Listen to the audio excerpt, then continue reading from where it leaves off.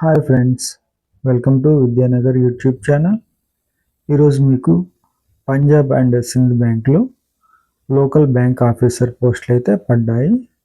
వాటికి సంబంధించిన పూర్తి వివరాలు నేను మీకు తెలియజేస్తాను.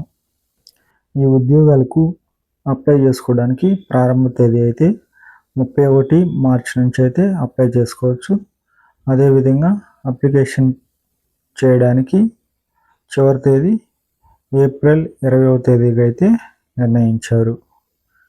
వీటికి సంబంధించి రిజర్వేషన్ల వారీగా, రాష్ట్రాల వారీగా ఖాళీల వివరాలను నేను మీకు స్క్రీన్పై చూపిస్తాను. వివిధ రాష్ట్రాల్లో ఈ విధంగా అయితే ఖాళీలు ఉన్నాయి. తెలుగు రాష్ట్రాల్లో ఆంధ్రప్రదేశ్ మరియు తెలంగాణ రాష్ట్రాల్లో కేవలం తెలంగాణ రాష్ట్రంలో మాత్రమే ఖాళీలు అయితే ఉన్నాయి. ఆంధ్రప్రదేశ్ రాష్ట్రంలో అయితే ఖాళీలు లేవు. అయితే మీరు ఆంధ్రప్రదేశ్ రాష్ట్రానికి చెందిన వారైనా కూడా తెలంగాణలో కూడా అప్లై చేసుకోవచ్చు. ఎటువంటి ఇబ్బంది ఉండదు.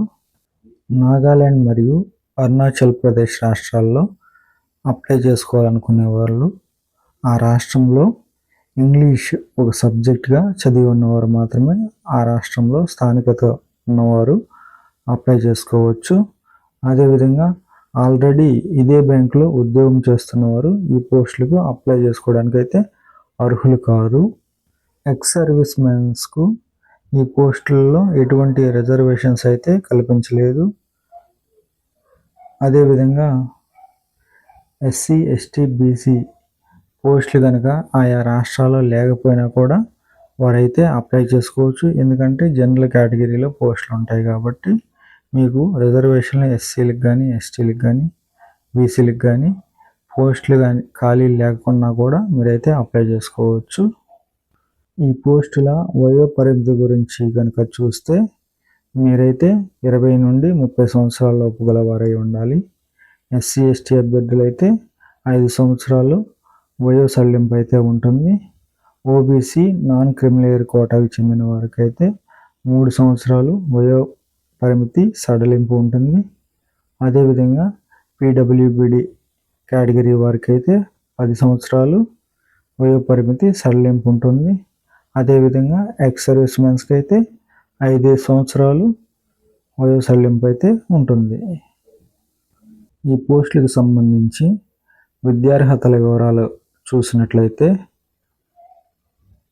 మీరైతే ఏదైనా డిగ్రీ అయితే పూర్తి చేసి ఉండాలి. దాంతోపాటు ఏదైనా షెడ్యూల్డ్ కమర్షియల్ బ్యాంక్ లేదా రీజనల్ రూరల్ బ్యాంక్లో 18 నెలలు పనిచేసిన అనుభవం అయితే ఉండాలి. వర్క్ ఎక్స్పీరియన్స్ అనేది 18 నెలలు అయితే మ్యాండేటరీగా పెట్టారు.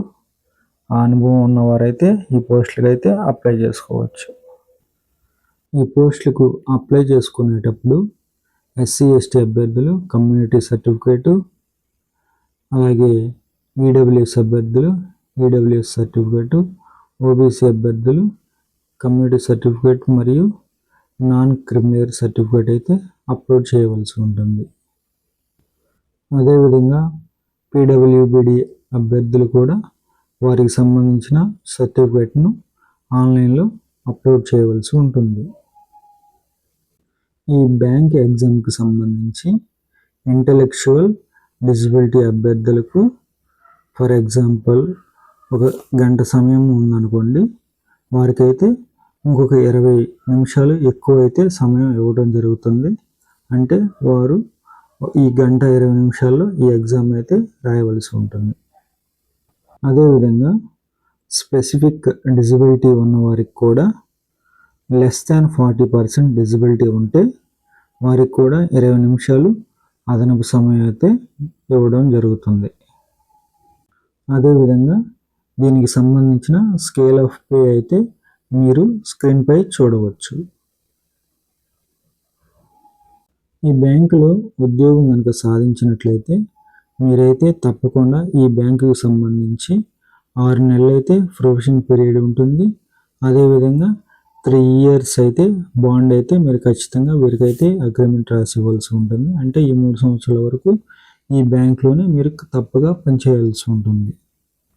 మీరు జాయిన్ అవ్వబోయేది బ్యాంకు ఉద్యోగం కాబట్టి మీరు జాయిన్ అవ్వబోయే నాటికి మీ సిబిల్ స్కోర్ అయితే 650 లేదా అంతకంటే ఎక్కువైతే ఉండాలి. మినిమం అయితే 650 పాయింట్లు అయితే మీకు సిబిల్ స్కోర్ కూడా ఉండాలి. అదేవిధంగా దీనికి సంబంధించిన పరీక్షా విధానాన్ని గురించి నేను మీకు తెలియజేస్తాను. మొదటైతే రిటన్ టెస్ట్ ఉంటుంది, తర్వాత స్క్రీనింగ్ చేస్తారు, ఆ తర్వాత పర్సనల్ ఇంటర్వ్యూ అయితే ఉంటుంది, ఆ తర్వాత మెరిట్ లిస్ట్ అయితే విడుదల చేస్తారు, ఆ తర్వాత లాంగ్వేజ్ ప్రొఫిషియన్సీ టెస్ట్ అయితే మీకైతే నిర్వహిస్తారు. లాంగ్వేజ్ ప్రొఫిషియన్సీ టెస్ట్ అంటే మీరు ఏదైతే రాష్ట్రంలో అప్లై చేసుకున్నారో ఆ భాష ఖచ్చితంగా మీరైతే చదవటం రాయడం అయితే మీకైతే వచ్చి ఉండాలి. ఈ ఎగ్జామ్కి సంబంధించి పరీక్ష అయితే 120 మార్కులకు గాను ఉంటుంది. జనరల్ ఇంగ్లీష్ అంటే ఇంగ్లీష్ లాంగ్వేజ్కి సంబంధించి 30 మార్కులకు 30 ప్రశ్నలు అయితే వస్తాయి. బ్యాంకింగ్ నాలెడ్జ్కి సంబంధించి అయితే 40 మార్కులకు 40 ప్రశ్నలు వస్తాయి. అదేవిధంగా జనరల్ అవేర్నెస్ లేదా ఎకానమీ నుంచి 30 మార్కులకు అయితే 30 ప్రశ్నలు అయితే వస్తాయి.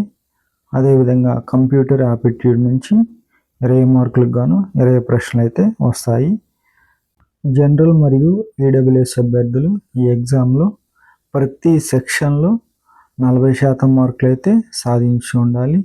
అదేవిధంగా రిజర్వ్ కేటగిరీ అభ్యర్థులు అయితే ప్రతి సెక్షన్లో 30% మార్కులు అయితే సాధిస్తే అని మీకైతే అర్హతగా వారైతే నిర్ణయించారు. ఎవరైతే ఫైనల్ మెరిట్కు అర్హత సాధిస్తారో వారికి లాంగ్వేజ్ ప్రొఫిషియన్సీ టెస్ట్ అయితే నిర్వహిస్తారు. అంతేకాకుండా ఆ రాష్ట్రానికి సంబంధించి ఏదైతే స్థానిక భాషగా ఉందో మాతృభాషగా ఉందో ఆ భాషను 10th లేదా ఇంటర్ వరకు చదివిన వారికి లాంగ్వేజ్ ప్రొఫిషియన్సీ టెస్ట్ అయితే అవసరం లేదు. అటువంటి వారికి వాళ్ళ సర్టిఫికేట్ను ఎవిడెన్స్గా చూపించి మీరైతే అపాయింట్మెంట్ అయితే పొందవచ్చు జాబ్కి సంబంధించి. ఈ ఎగ్జామ్కి సంబంధించి ఫీజు వివరాలు అయితే ఇలా ఉన్నాయి. ఎస్సీ ఎస్టీ పీడబ్ల్యూబీడీ అభ్యర్థులు అయితే 100 రూపాయలు అయితే ఫీజు చెల్లించవలసి ఉంటుంది. అదేవిధంగా జనరల్ ఓబీసీ ఈడబ్ల్యూఎస్ అభ్యర్థులు అయితే 850 రూపాయలు అయితే ఫీజు అయితే ఆన్లైన్లో చెల్లించాల్సి ఉంటుంది. ఈ ఉద్యోగాలకు సంబంధించి మీరు అప్లై చేసుకోవడానికి అఫీషియల్ వెబ్సైట్ punjab&sind.bank.in ద్వారా మీరైతే ఫీజు చెల్లించి ఆన్లైన్లో అప్లై చేసుకోవచ్చు. మీరు ఆన్లైన్లో అప్లోడ్ చేసే డాక్యుమెంట్స్ అన్నీ పీడిఎఫ్ ఫార్మాట్లోనే ఉండాలి. ఈ ఇన్ఫర్మేషన్ కనుక మీకు నచ్చినట్లయితే లైక్ చేయండి, సబ్స్క్రైబ్ చేయండి, కామెంట్ చేయండి, షేర్ చేయండి. Thank you to all.